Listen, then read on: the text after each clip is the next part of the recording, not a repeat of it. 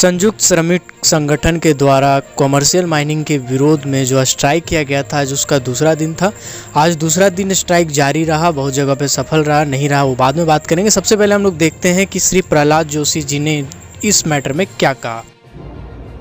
कोल India एवं Singareni college के कामगार साथियों, आप सब जानते हैं कि आत्मनिर्भर भारत के लिए राष्ट्र को बिजली चाहिए, जो पर्याप्त कोयला के बिना संभव नहीं है।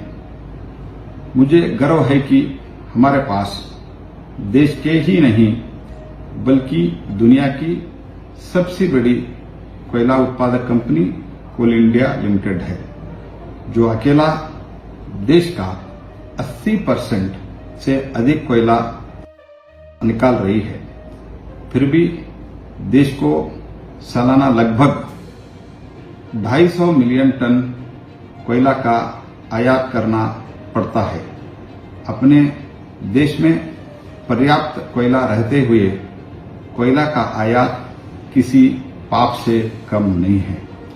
कोयला की इसी मांग एवं आपूर्ति के अंतर को कम करने के लिए हाल ही में माननीय प्रधानमंत्री श्री नरेंद्र मोदी जी के नेतृत्व एवं मार्गदर्शन में कोयले की कमर्शियल माइनिंग के लिए ऑक्शन की प्रक्रिया शुरू की गई है।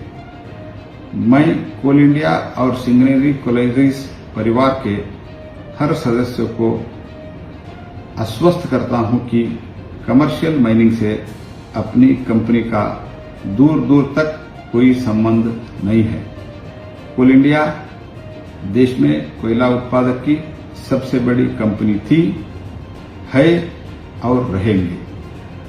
आप सब शायद जानते होंगे, हमारा पड़ोसी देश चीन सालाना 3.5 मिलियन टन कोयला निकालकर अपनी विकास के नई रफ्तार दे रहा है।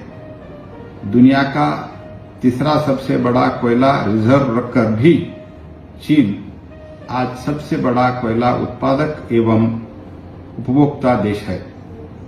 विकास की दौड़ में चीन की टक्कर देते हुए उसे आगे निकलने के लिए भी यह बेहद जरूरी है कि हम अपने देश में मौजूद विशाल कोयला भंडार का जल्द से जल्द दोहन करें। ऐसे में कोल इंडिया एवं सिंगरेनी कॉलेज के परिवार के हर कामगार से अपील करता हूं कि हड़ताल पर न जाए और देश को कोयला में आत्मनिर्भर बनाने की दिशा में आदरणीय प्रधानमंत्री जी के प्रयासों के सशक्त करें। हड़ताल से आपका, आपकी कंपनी का और सबसे ऊपर देश का भारी नुकसान होगा। जय हिंद। अब बात करते हैं कि दूसरा दिन का जो स्ट्राइक है वो सफल रहा कि नहीं। तो आपको बता दें, कोल इंडिया लिमिटेड की जितनी भी सब्सिडरी कंपनी हो और SCCL है, उन जगहों पे कल की तुलना में यानी कि 2 जुलाई की तुलना में 3 जुलाई का स्ट्राइक ज़्यादा सफल रहा। 2 जुलाई में बहुत जगह पे अटेंडेंस बन गया था, 5% कहीं पे 10% उपस्थिति दर्ज किया गया था। लेकिन 3 जुलाई की बात करें यानी आज की बात करें तो आज कहीं भी अटेंडेंस दर्ज नहीं किया गया है। एक आध जगहों पे किया गया, वो भी 5% के लगभग था। मतलब कल की तुलना में आज का स्ट्राइक ज़्यादा सफल माना जा सकता है। कोल इंडिया लिमिटेड के जितने भी सब्सिडरी है उसमें से कुछ जगह ऐसे भी थे जहां पे सुरक्षाकर्मी और यूनियनों के बीच में कुछ बहस देखने को मिली। उसके साथ ही 2 जुलाई यानी कि जो पहला दिन का स्ट्राइक था उसमें कुछ अपोजिशन पार्टी के कार्यकर्ता थे जिन्होंने अटेंडेंस बनवाया था, ड्यूटी की थी, उसके खिलाफ भी यूनियन ने जम के नारेबाजी की। नहीं फालतू नहीं है, सही है ये। नहीं कर रहे हैं, हम अपने न्यूज कर रहे हैं। ये भैया चूड़ी पहन लो, चूड़ी पहन लो, डूब मरो, डूब मरो। शर्म करो, शर्म करो, शर्म करो, शर्म करो, शर्म करो, शर्म करो। डूब मरो, डूब मरो। चूड़ी पहन लो, चूड़ी पहन लो, चूड़ी पहन लो, चूड़ी पहन लो। ओ साथी गद्दार है, ओ साथी गद्दार है, ओ साथी गद्दार है, ओ साथी गद्दार है। डूब मरो, डूब मरो, डूब मरो, डूब मरो, डूब मरो, डूब मरो, डूब मरो, डूब मरो। चूड़ी पहनो, चूड़ी पहनो, चूड़ी पहनो, चूड़ी पहनो, चूड़ी पहनो, चूड़ी पहनो, चूड़ी पहनो, चूड़ी पहनो।